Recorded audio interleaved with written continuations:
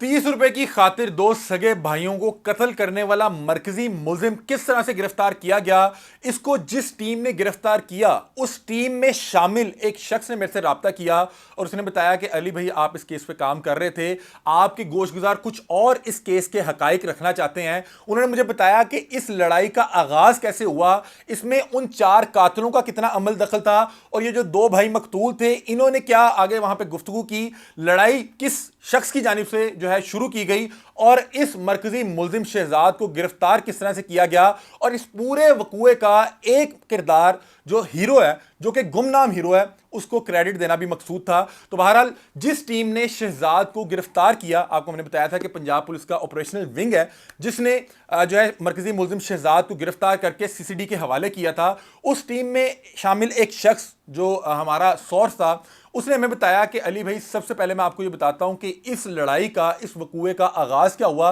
वो कौन सा जुमला था जिसने दोनों फरीकैन को इतना इश्तियाल दिलवा दिया कि वहां पे बाकायदा तौर पे जो बहस थी वो लड़ाई में बदली और फिर लड़ाई इतनी शिद्दत जो है इख्तियार कर गई कि वहां पे 2 लोगों का, 2 सगे भाइयों का मौके पर ही कत्ल कर दिया गया। अच्छा नाज़रीन, लड़ाई का आगाज कुछ इस तरह से होता है कि जिस रोज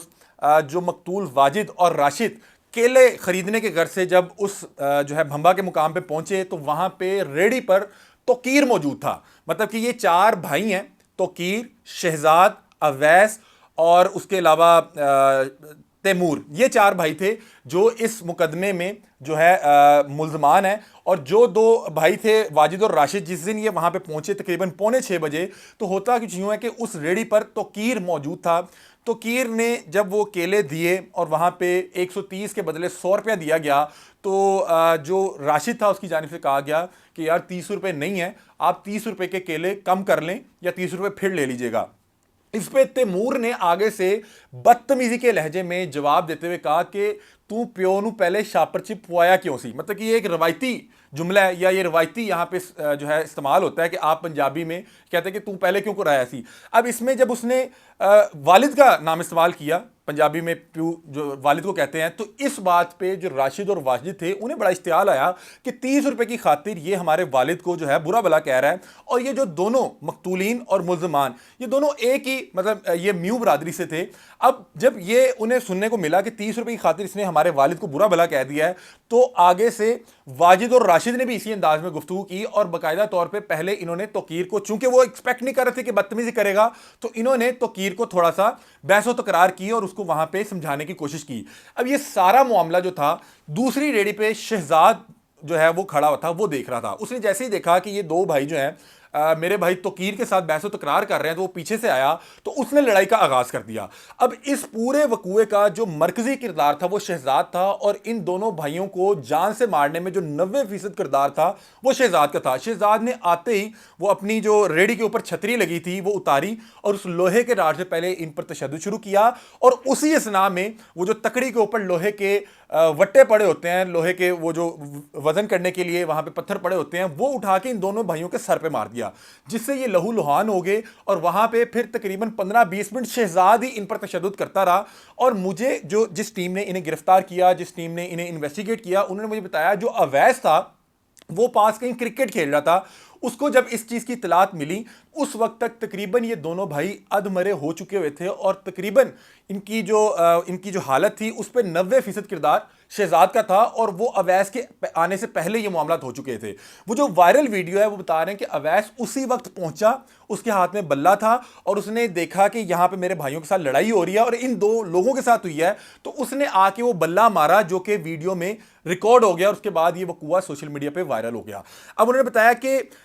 इस हवाले से तमाम लोग क्लेम ये कर रहे थे कि इस वकूए का मुकदमा जो है 40 घंटों बाद दर्ज हुआ। तो उन्होंने कहा कि आप एफआईआर के ऊपर जो है वो टैग नंबर और ऊपर जो है वो एफआईआर का जो टाइम देखें तो आपको पता लगेगा कि वकूआ तकरीबन रात को 6 बजे के करीब हुआ, 6-7 बजे के करीब, और उसका जो मुकदमा है सुबह 10 या 11 बजे उन्होंने बताया कि इसका दर्ज हो चुका हुआ था। अब उन्होंने बताया कि जब ये सोशल मीडिया पे वायरल हो गया और उस वकूए के रोज जो तैमूर था वो तो मौके पे पकड़ा गया, और वो पकड़ा इस तरह से गया कि वो वहां पे मौके पे लड़ाई के कुछ देर बाद फल इकट्ठा करने आया था, और अहले इलाका ने बताया कि ये शख्स भी उन अफराद का भाई है और उसको गिरफ्तार कर लिया गया। तैमूर जो था उस वीडियो में अवैस के पीछे खड़ा था और वो अवैस का बल्ला रोकने की कोशिश कर रहा था। जिन लोगों ने वो वीडियो देखी है वो उस वीडियो में तैमूर को भी देख सकते हैं। तैमूर की उस वकूए के रोज ही शाम को गिरफ्तारी होगी, अगले रोज इसका मुकदमा दर्ज हुआ और उसके बाद अवैस की तलाश शुरू की गई। अवैस भी करीबी जो है अजला में छुपा बैठा था। इसको वकूए के तकरीबन 3 या 4 रोज के बाद गिरफ्तार करके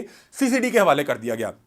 अब जो मरकजी मुल्जिम था शहजाद, जिसने बाकायदा तौर पे उनको बेदर्दी के साथ तशद्दुद का निशाना बनाया, उनके बाजू तोड़े, उनके सर पे वट्टे मारे और उनको उस हालत में पहुंचाया जहां पे वो वीडियो में तकरीबन अधमरी हालत में बैठे हुए थे और वाजिद अपने भाई का सर अपनी गोद में रख के उसका खून रोकने की कोशिश कर रहा था। उस दौरान अवैस आया और अवैस ने इस वकूए का इख्तिताम किया और उसके बाद ये वहां से चारों फरार हो गए। अब उन्होंने बताया कि शहजाद को ढूंढना बड़ा एक टास्क था, क्योंकि जब हमने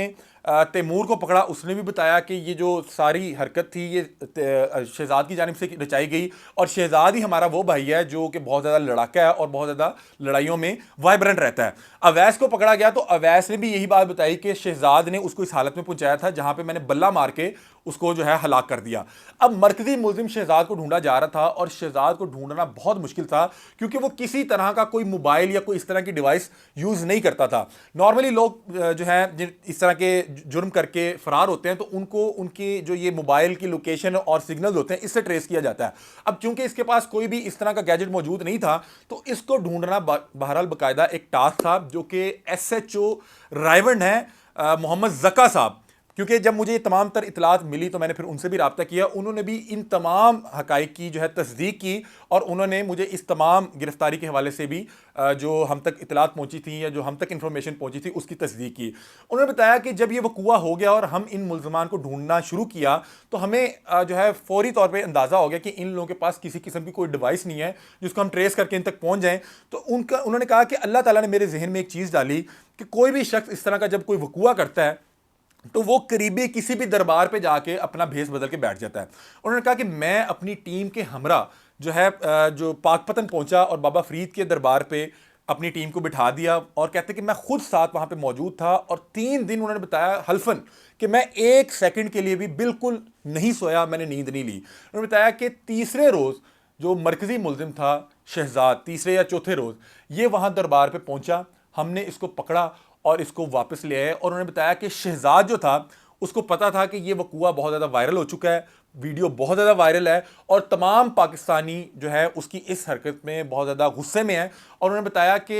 जब हमने इसको पकड़ा तो उसको इस हवाले से खबर थी या इस हवाले से वो पहले से तैयार था कि उसका क्या अंजाम होने वाला है। मैंने उनसे पूछा कि क्या वो बहुत ज़्यादा कुछ डरा या सहमा हुआ था। उन्होंने कहा वो बिल्कुल पुरसुकून था। और उसके बाद जब ये सीसीडी के हवाले किया और मजीद 3 मुल्ज़मान की गिरफ्तारी के लिए जब उन्हें ले जाया गया तो वहाँ पे आपको पता है कि ये अपने साथियों की फायरिंग से शहजाद और अवैस मौके पर हलाक हो गए थे। उन्होंने बताया कि ये जो अवैस और शहजाद था बेसिकली इस पूरी लड़ाई के ये जो मरकजी किरदार थे यही 2 थे, बाकी जो लोग थे वो उसमें कहीं ना कहीं सपोर्टिंग किरदार अदा कर रहे थे। मतलब कि जो तोकीर था, बहस का आगाज उससे हुआ था और उस बहस को जो लड़ाई में बदला था वो शहजाद ने बदला था, चूंकि वो साथ दूसरी रेडी पे मौजूद था। उसने आके इन पे हमला किया, इन पे तशद्दुद किया, इनके बाजू तोड़े, इनके सर पे वो लोहे के वट्टे मारे और फिर लड़ाई का इख्तिताम उस अवैस ने किया जो कि वो क्रिकेट खेलता हुआ वहां पहुंचा, उसके हाथ में बल्ला था और उसने आके एक बल्ला मारा और उस पर वकूए का इख्तिताम हो गया। अब पुलिस की हिरासत में, सीसीडी की हिरासत में इस वक्त तैमूर मौजूद है और इनका जो एक भाई तोकीर है उसको अभी जो है गिरफ्तारी के लिए जो है कोशिशें की जा रही हैं। 2 लोग और इसमें शामिल किए जा रहे थे, वो जो बताया जा रहा था कि इन 4 सगे भाइयों के रिश्ते में बहनोई लगते हैं। मैंने उनके हवाले से भी पूछा तो उन्होंने कहा कि वो बहनोई मौके पे मौजूद नहीं थे, मौके पर ये 4 भाई मौजूद थे और ये सारा जो वारदात थी इन्हीं 4 भाइयों ने रचाई, लेकिन वालिदैन का उन पे भी शक व शुबात थे। और ये जो दोनों फैमिलीज हैं मकतूलीन और जो मुल्जमान हैं ये कुछ